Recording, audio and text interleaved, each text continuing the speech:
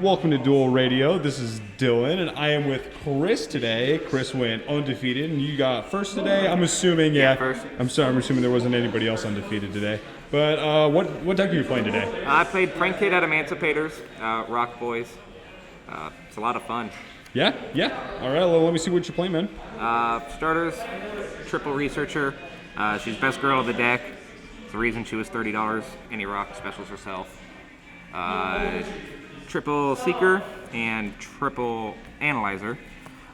Pretty much, you want to see one of them in your opening hand usually. Not impossible to get to them if you don't, but you want to max out on the names.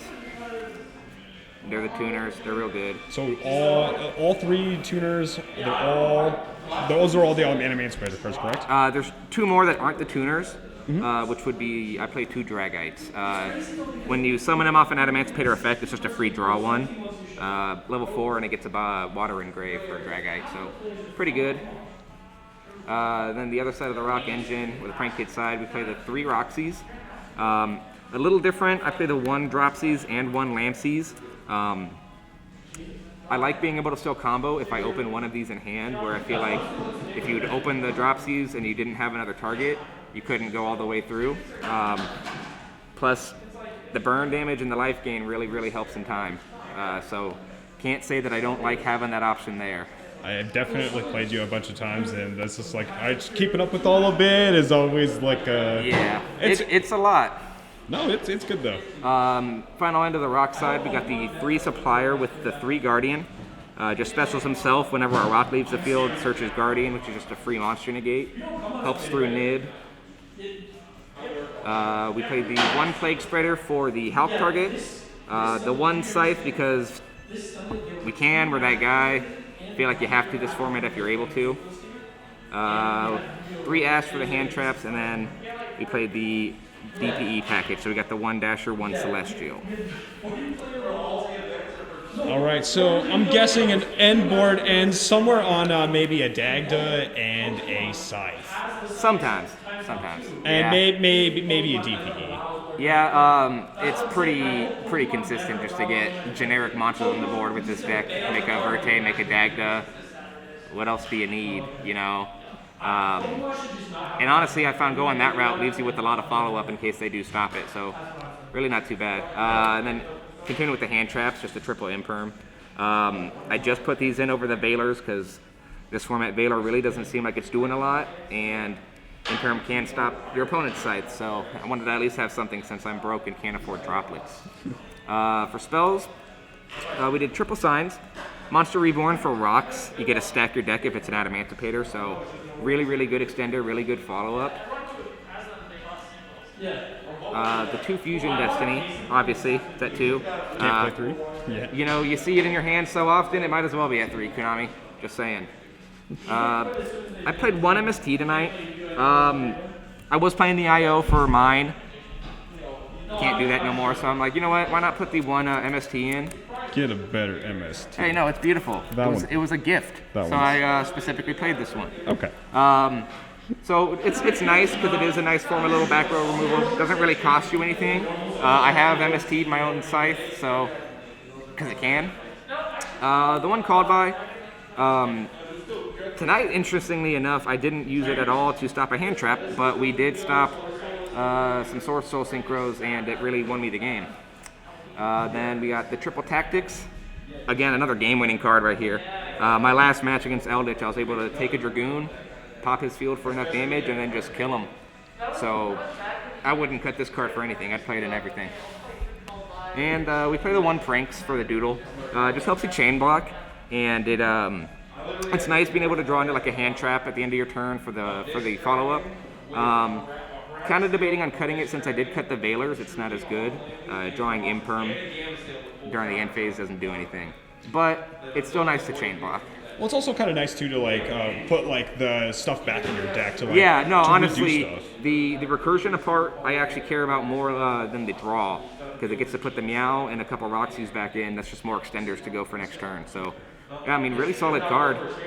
It is funny though when people respond to my Doodle and Ash or Impermit.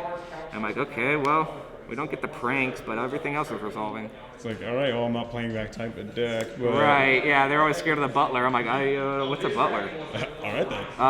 For the extra deck, we got the 1 Meow, 1 Doodle, standard. Just get that engine rolling.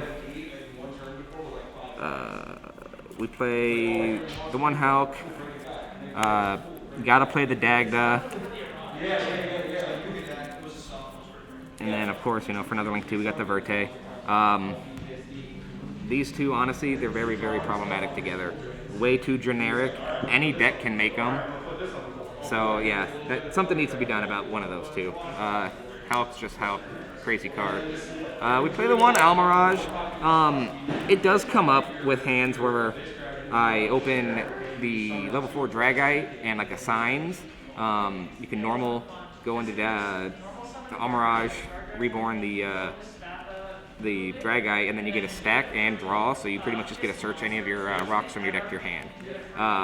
Thought about coming it because it is very, very situational. You only make it when you have literally nothing else, but it has saved me a couple games just having that option, so not too bad.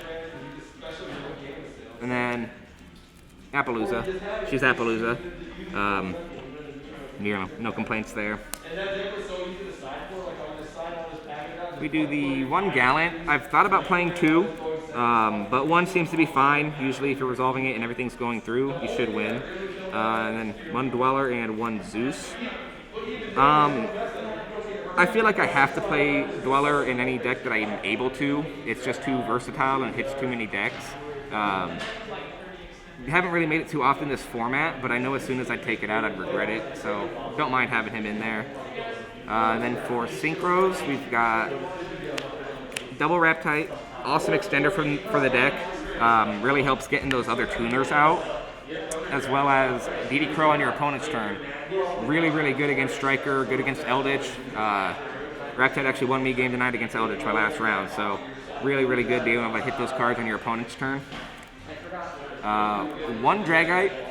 A lot of times I wish I played 2, but if I'm resolving 1, I feel like I should be winning that turn.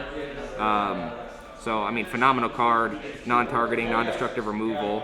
You can bounce up to 5 cards on your opponent's field. It's just absurd. Great, great card. Helps me steal games. Last Synchro, Savage Dragon, like Appaloosa, pretty self-explanatory. Great card. And, of course, your boy, the DPE. Yeah, the card, maybe the most of the format. Yeah, I would say so. Since he came out and I got my hands on the engine, I've loved it. It's not disappointed at all. Screw Dragoon. I'll play him all day. What would you say is a common end board for you? So typically if I just open a standard hand that doesn't get interrupted, it can be it'll be like the Dagda with the DPE and then usually a Savage up.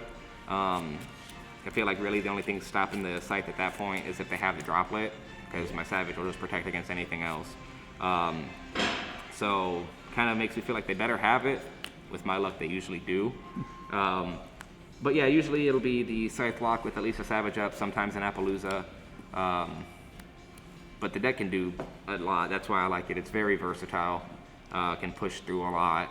All right. Well, thank you, Chris, again for doing this for me, and good job for getting first place. And obviously, had to avenge my boy Sean there. Screw Eldritch.